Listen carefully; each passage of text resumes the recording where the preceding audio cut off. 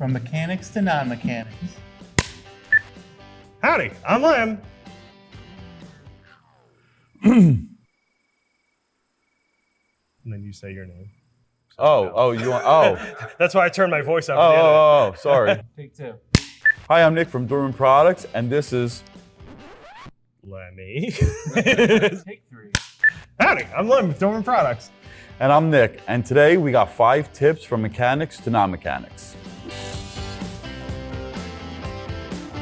So your owner's manual is kind of like the gospel. It's this super important book that nobody reads, and it's funny, it was designed by a team of engineers who felt there was so much important information that you needed to know about your car. They wrote a book, and sadly that thing winds up getting tucked in the glove box most of the time. Nobody ever reads it. Yeah, it's true.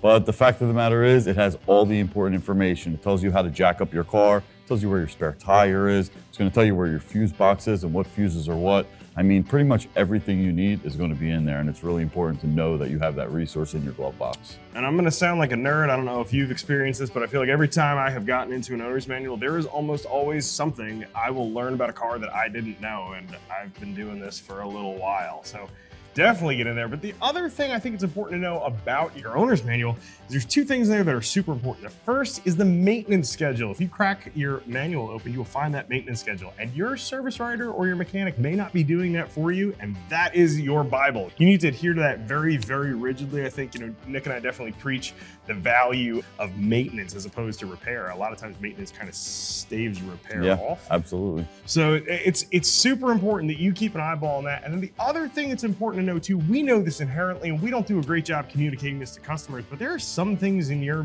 manual that they just assume are operating correctly. For instance, there'll be all sorts of inspection and check intervals in there. However, there's some things they just assume are correct all the time. I'll use a couple easy examples. Engine oil level, or perhaps your coolant level. Right. Tire pressure. Those aren't check it every 4 months. It's just assumed that you've checked those things before you're operating the vehicle. Might be a little bit onerous. I know nobody's doing that, but I usually tell people maybe every time they get gas, maybe pop the hood, check some fluids, maybe get a tire pressure gauge. Another really important thing to remember is when you're talking to your service writer or your mechanic, you definitely want to speak plainly and give them everything that they need.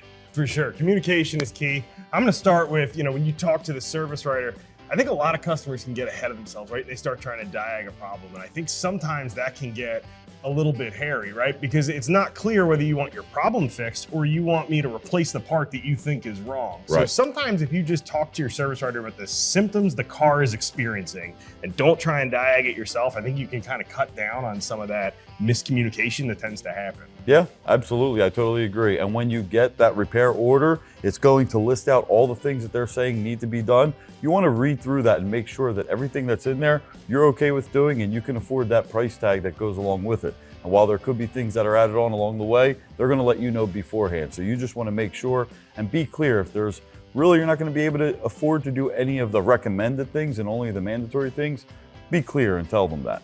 Yeah, I agree. The other thing I would say too is, especially if you're signing an RO that has a diag fee on it, you should probably expect that whatever that number is in the bottom right corner, that's probably going to go up once we find out what's wrong. It's pretty rare usually that we find something misbehaving that's free to fix. If it happens, we'll let you know, but it's not always common. The other one that's a kind of a pet peeve for me too is, let us know how to contact you. If you give us your home phone number, but you're going to work all day, that's not super helpful. So, that's mitigated a lot of time by cell phone. But again, if there's like good times to call or not good times to call, it can help to communicate that stuff too. Yeah, super important. You don't want the technician to be trying to figure out how to get a hold of you to see if they can move forward with a repair.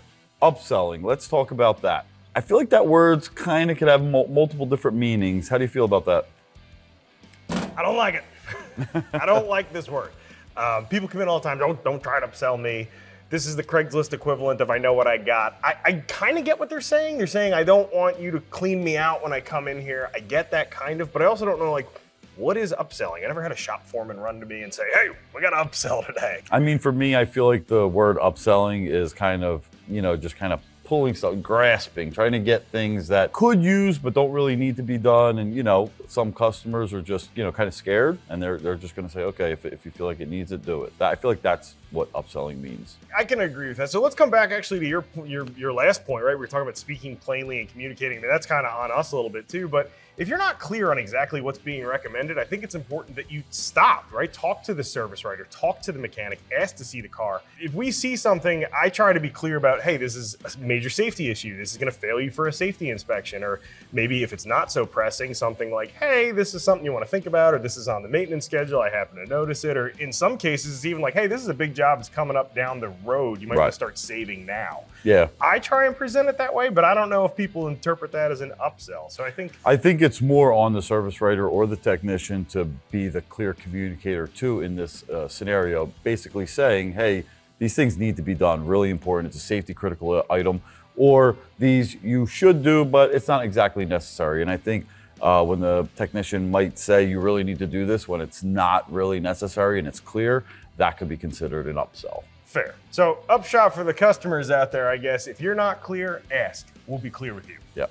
You know, Nick, when I was in school, my favorite part of the day was somewhere tied between maybe lunch and nap time, but a close second was show and tell.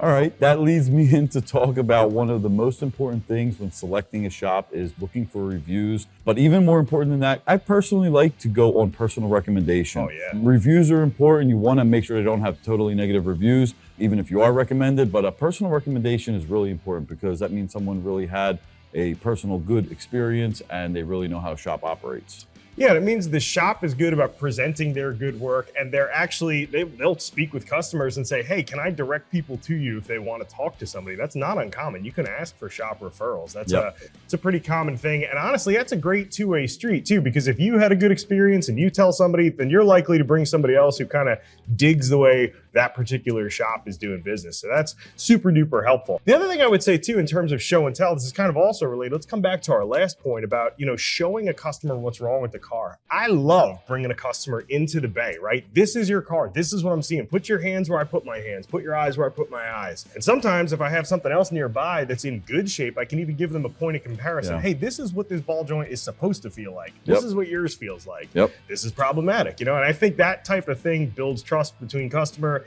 and shop. And I think also it's a sign that a shop is proud of their work and they're not trying to hoodwink you. Yeah, a shop that does and goes the extra mile, like he's saying, is usually the ones that's going to have positive recommendations. So your technician or the shop that you take your car to, they are going to be kind of like your family, if you're with them long term. So it's really important to be nice, treat them well. Well, I don't know that I'm that close with all of my customers, but yeah, simply being nice goes really far all the time in life, right? We're human beings. We want to do a good job. We want to fix your car well. So even come back to that last point, right? Those referrals. When a customer does us a solid, we notice that. We appreciate it. One of the things I really loved is when somebody brought me a minivan, right? And I would get a sort of an apologetic mom say, well, I vacuumed out the Cheerios as best I could.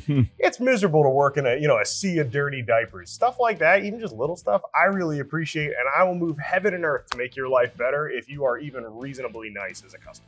Yeah, if you know that your technician loves like a certain type of coffee or maybe a certain type of snack, bring it. You show up with that, it feels good being over there, getting ready to work on a car and getting like that, your favorite candy bar or something like that. I will do an awful lot of stuff for a good customer that brings great food in.